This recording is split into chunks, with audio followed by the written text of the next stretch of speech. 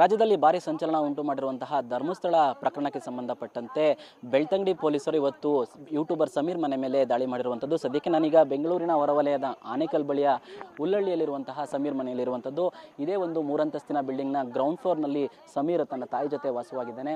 ಈತ ಸಮೀರ್ ವಿರುದ್ಧ ಧರ್ಮಸ್ಥಳ ಠಾಣೆಯಲ್ಲಿ ಎಐ ವಿಡಿಯೋವನ್ನು ಸೃಷ್ಟಿ ಮಾಡಿದ ಕಾರಣಕ್ಕಾಗಿ, ಅಂದರೆ ಆ ಒಂದು ಎಐ ವಿಡಿಯೋ ಮೂಲಕ ಸುಳ್ಳು ಸುದ್ದಿಗಳನ್ನು ಪ್ರಕಟ ಮಾಡಿದ್ದಕ್ಕಾಗಿ ಮತ್ತು ಅಪರಾಧದ ವಿಷಯಗಳಾಗಿ ಸುಳ್ಳು ಸುದ್ದಿಯನ್ನು ತನ್ನ ಯೂಟ್ಯೂಬ್ ಚಾನಲ್ನಲ್ಲಿ ಪ್ರಸಾರ ಮಾಡಿದ್ದಕ್ಕಾಗಿ ಅಲ್ಲಿನ ಧರ್ಮಸ್ಥಳ ಪೊಲೀಸರು ಸುಮೋಟೋ ಕೇಸನ್ನು ದಾಖಲಿಸಿಕೊಂಡಿದ್ದರು. ಅದಾದ ನಂತರ ಆತನನ್ನು ವಿಚಾರಣೆಗೂ ಕೂಡ ಕರೆದಿದ್ದರು. ಈ ಕೇಸ್ ಸಂಬಂಧ ಪೊಲೀಸರು ಸಹ ಆತನನ್ನು ವಿಚಾರಣೆ ಮಾಡಿ ಸಾಕಷ್ಟು ಆತನಿಂದ ಹೇಳಿಕೆಗಳನ್ನು ಪಡೆದಿದ್ದರು.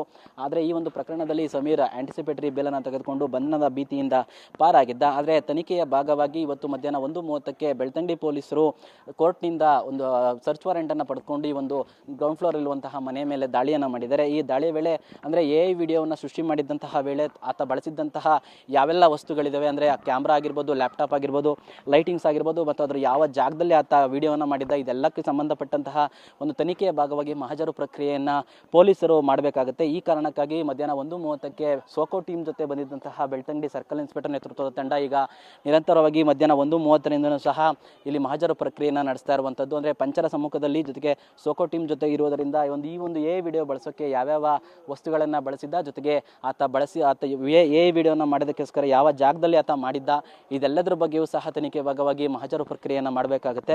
ಸೊ ಹೀಗಾಗಿ ಮಧ್ಯಾಹ್ನ 1:30ರಿಂದನೂ ಸಹ ಬೆಳ್ತಂಗಡಿಯ ಪೊಲೀಸರು ಈ ಒಂದು ಮಹಜರು ಪ್ರಕ್ರಿಯೆಯನ್ನು ನಿರಂತರವಾಗಿ ನಡೆಸ್ತಾ ಇದ್ದು, ಈ ಒಂದು ವೇಳೆ ಮಹಜರು ಪ್ರಕ್ರಿಯೆ ವೇಳೆ ಈ ಒಂದು ಪ್ರಕರಣಕ್ಕೆ ಸಂಬಂಧಪಟ್ಟಂತಹ ಏನಾದರೂ ಸಾಕ್ಷಿಗಳು ಸಿಕ್ಕಿದ್ರೆ ಅಥವಾ ಆ ಒಂದು ವಸ್ತುಗಳಿಂದನೇ ಆತ ಎ ವಿಡಿಯೋಗಳನ್ನು ಮಾಡಿದ್ದ ಅನ್ನೋದ್ರ ಬಗ್ಗೆ ಏನಾದರೂ ಇಲ್ಲಿ ಸೋಕೋ ಟೀಮ್ನಿಂದ ಮಾಹಿತಿಯನ್ನು ಪಡ್ಕೊಂಡು ಸಾಕ್ಷಿಗಳು ಸಿಕ್ಕಿದ್ರೆ ಆ ಎಲ್ಲವನ್ನು ಸಹ ವಶಕ್ಕೆ ಪಡೆದುಕೊಂಡು ಸಮೀರನ ಹೇಳಿಕೆಗಳನ್ನು ಕೂಡ ದಾಖಲಿಸಿಕೊಳ್ಳುವಂತಹ ಸಾಧ್ಯತೆ ಇರುವಂಥದ್ದು. ಕ್ಯಾಮ್ರಾಮನ್ ಅಶೋಕ್ ಜೊತೆ ಪ್ರದೀಪ್ ಚಿಕ್ಕಾಟಿ, TV9 ಬೆಂಗಳೂರು.